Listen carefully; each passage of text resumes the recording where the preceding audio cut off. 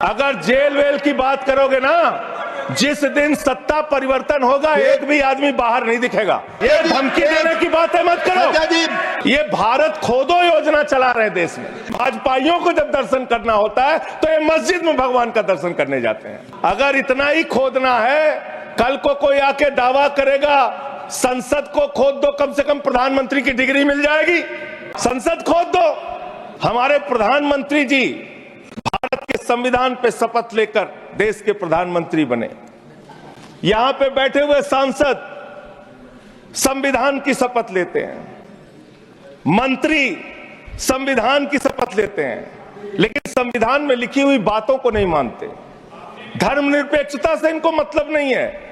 हमको अगर दर्शन करना होता है मान्यवर, तो हम काशी जाते हैं, महाकाल का दर्शन करने उज्जैन जाते हैं, प्रभु श्री राम का दर्शन करने अयोध्या जाते हैं। लेकिन भाजपाइयों को जब दर्शन करना होता है तो ये मस्जिद में भगवान का दर्शन करने जाते हैं।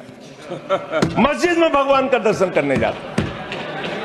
मस्जिद में मंदिर खोज रहे हैं पूरे देश के अंदर। तो इसलिए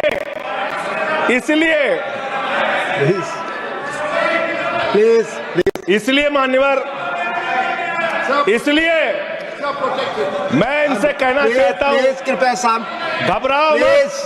सीट पर चीखना चिल्लाना शुरू कर देते हैं। जैसे ही बोलता हूं चीखना चिल्लाना शुरू। मान्यवर, ये भारत खोदो योजना चला रहे देश में। भारत खोदो योजना। अरे मैं कहता हूं, अगर इतना ही खोदना है, कल को कोई आके दावा करेगा संसद को खोद दो, कम से कम प्रधानमंत्री की डिग्री मिल जाएगी। उसका तो पता चल जाएगा कहां है। संसद खोद दो। ये भारत खोदो योजना बंद करो, इससे देश का विकास होने वाला नहीं है। आपने शिक्षा में क्या हालत की देश की। माननीय शिक्षा मंत्री जी यहां पे बैठे हुए हैं। मैं बताना चाहूंगा, शिक्षा के स्तर को आपने कहां पहुंचा दिया। 11 लाख, अरे क्या क्या यहां बोला गया, मैंने खूब सुना है, आप ही लोगों से सीखा है। 11 लाख बच्चों को सरकारी स्कूल से दूर किया गया। 11 लाख बच्चों को। यह देश के अंदर शिक्षा की व्यवस्था है। और इसमें सबसे ज्यादा मान्यवर, अगर किसी राज्य की भागीदारी है जहां पे सबसे ज्यादा बच्चे सरकारी स्कूल से दूर हुए हैं, पिछले 8 महीने का आंकड़ा शिक्षा मंत्रालय ने लोकसभा में रखा। 11 लाख में से अकेले 7,84,000 बच्चे उत्तर प्रदेश में सरकारी स्कूलों से दूर गए। ये कर रहे हैं शिक्षा के नाम पे आप।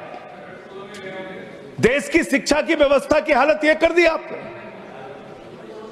63,000 बच्चे आसाम में सरकारी स्कूलों से दूर हुए। यह सरकार का आंकड़ा, मैं अपनी ओर से नहीं पढ़ रहा हूं। जब सरकार से पूछा गया शिक्षा पे कितना खर्च करते हैं, जीडीपी का कितना हिस्सा शिक्षा पे खर्च करते हैं, पिछले 3 वर्षों से भारत की सरकार जीडीपी पे 0.4% शिक्षा पे ऊपर खर्च करती है। और दिल्ली की सरकार, जहां अरविंद केजरीवाल की सरकार है, हम शिक्षा के ऊपर 25% बजट का हिस्सा खर्च करते हैं मानव। स्वास्थ्य के ऊपर दिल्ली के अंदर 13% हम खर्च करते हैं। और भारत की हमारी सरकार, जो अपने आप को कहती है मोदी जी की बड़ी योजनाएं हैं, बड़ी ताकतवर सरकार है, मात्र 2% स्वास्थ्य के ऊपर खर्च करती है। यह इस देश की हकीकत है। कैसे समानता आएगी, कैसे संविधान में लिखी हुई बातों की सुरक्षा हो पाएगी। मैं दिल्ली की बात करूं, अगर एक राज्य सरकार, दिल्ली के लोगों ने भी चुना, जिसको आप चलने नहीं देते, बार बार उसके ऊपर रोक लगाते हैं, लेकिन उस राज्य सरकार के काम क्या हैं वो आपको जानना बहुत जरूरी है। एक ऐसी सरकार जिसने, अब देखिए टोका टोकी करेंगे। बोलिए ना, आप बोलिए, आप क्यों उधर बात अभी ये लोग जब बोल रहे थे मैं चुपचाप सुना। आप बोलिए। अगर जेल वेल की बात करोगे ना, जिस दिन सत्ता परिवर्तन होगा एक भी आदमी बाहर नहीं दिखेगा। ठीक, ऐसी आप बातें मत करो। आपस में बात नहीं संजय ये जी, धमकी प्लीज। देने की बातें मत करो। संजय जी आपस में कोई बात नहीं, संजय जी प्लीज प्लीज, नहीं कोई नहीं, आपको आपस में बात उधर करनी। कंट्रोल प्लीज, कीजिए सर। सभी लोग आपस में बात प्लीज, आप बैठे रहे प्लीज। ऐसे धमकी देके काम मत करो। आप विषय पे बोले, विषय बोले, अडानी की दलाली करने वाली सरकार हमसे आप सवाल बोले कर रही विषय पर। संजय जी जो विषय बोलेंगे ये विषय पर भ्रष्टाचार बोलिए, पे बोलेंगे। विषय पर बोलिए प्लीज, विषय पर बोलिए प्लीज। अडानी की दलाली करने वाले लोग हमसे सवाल करेंगे। मानिए मुझे लगता है कि संजय जी अपना आपा खो गए हैं और उन्होंने अपनी शब्दावली को ध्यान में रखना चाहिए और ये जो उन्होंने शब्द वाक्य इस्तेमाल किया है ये एक्सपंज होना चाहिए। प्लीज आप बोले, प्लीज प्लीज प्लीज बैठ।